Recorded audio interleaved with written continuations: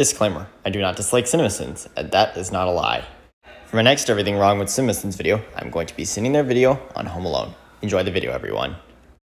Why yes, this obviously well-off family with 1,600 kids has overdone it on the Christmas lights. Thanks for noticing. Pointing things out on the screen.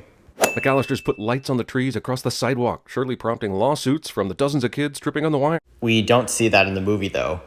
Go pack your suitcase. Who the hell would let an 8-year-old pack his own suitcase? If I did that when I was 8 years old, it would have been full of only red vines and comic books. Jimmy says something random cliche.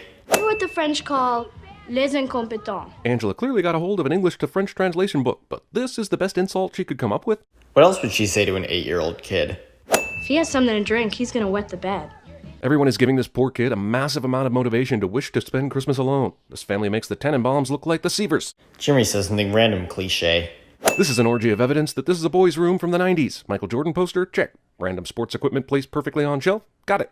Poster of Bikini Babe? Definitely. Time of your life board game? You bet. Wait. Pointing things out on the screen. Not only is this reckless driving, it'll definitely lead to the pizza toppings getting all shifted to one side. And then there's a cheeseless side, and everyone suffers because this asshole didn't notice a stop sign. Jimmy has apparently never heard of driving on a slippery road, as that's what was happening here. Well, yeah, we did. But if you want any, somebody's gonna have to barf it all up, because it's gone. Look, I had an older brother in real life, and he did plenty of older brother things to me, but even he thinks this movie's older brother is about 3 steps too far. Okay, but how is that a sin? Even though Kevin's dad is concerned about the safety of the plane tickets, he immediately discards one of the tickets that just happens to be Kevin's. At this point, I'm starting to think they actively want to lose this. Or maybe Peter just didn't notice. Rather than take the opportunity to come back to the kitchen and case more of the house, Harry is apparently hanging out and shooting the shit with the pizza guy at the entrance. But it still looks like Harry is casing more of the house in this scene. Yeah, thanks a lot. Thanks.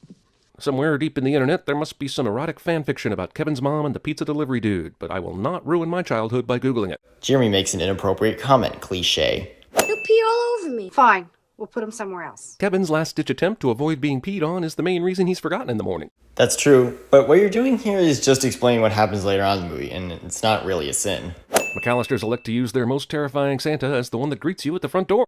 Pointing things out on the screen. Did you count heads? Yes, she did. Instead of counting faces, she counted heads, leading to this entire movie's event. But Kate told her to do a head count.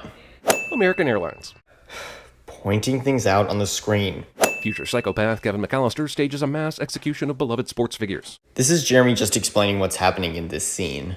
It's only 12:30 p.m. Central Time, and they've probably only just flown over New York, but it's pitch dark outside this plane because the movie forgets how to time zone. Where does the movie give you the impression that they've just flown over New York?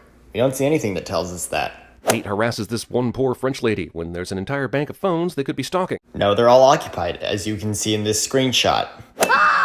Kevin screams so loud he breaks the fourth wall. Explaining scenes yet again. There's no one home. The house looks secure. This asshole says the house is secure, even though Kevin didn't lock the door as he was running away from Marley. Smells fishy. This cop must be on Sal Maroni's payroll or something. Jeremy says something random cliche. A bolden woman gets out of the ticket this officer was writing and goes on a vicious crime spree for the next 7 days. As I said in my Inside Out video, that never happens in this movie, so that can't be a sin. Kevin had no idea when Harry and Marv would be back, right? So he's been puppeteering this Christmas party all night in anticipation of their arrival. I admire his stamina, but I don't know if he can keep this charade up all night long, given he'll have no idea if they drove by or not. Well, when Harry and Marv leave, Kevin looks out the window and sees them, so he knows when they drove by. I mean, right now it looks like there's nobody home. Last night the place is jumping. Maybe everyone's hungover, Harry. And can you keep it down? He's not going to think they're hungover since he saw a bunch of kids at the house when he was there the night before they left for Paris. Forcible clarinetting. Explaining the scenes. Again. This is my house. I have to defend it. Sure, but you could also just call the goddamn cops as soon as the robbers show up, rather than design a Saw-like torture house. And this would be an actual sin if Kevin hadn't stolen a toothbrush earlier on in the movie. Not only did Kevin have time to develop this pain map in less than 1 hour, he found time to colorize it. Or maybe he's drawn it before the events of this movie. Why do the McAllisters have a doggy door? There's no mention of a dog or cat throughout this entire movie. Is its sole purpose shooting bad guys in the crotch with BBs? They actually do have a dog, as Kate previously says this. No, we're not bringing the dog. Put it in the kennel for the... Yes! At this point, the burglars should call the cops on this psychotic little bastard that openly rejoices after shooting people in the face. But if Marv and Harry did that, they'd get themselves arrested. You know, because the police have been looking for them for a long time. And this has been Joe Pesci's Stunt Doubles Physical Comedy Hour. Thanks for coming. Join us next week for the Harrison Ford nude stand-in special. Yes, there were stunt doubles in Home Alone, but that second thing you said isn't relevant to this film, so what I'll say here is, Jeremy says something random cliche. Kevin has a fascination with feet, but the angry kind. He's kind of like the bizarro Quentin Tarantino. Jeremy says something random again.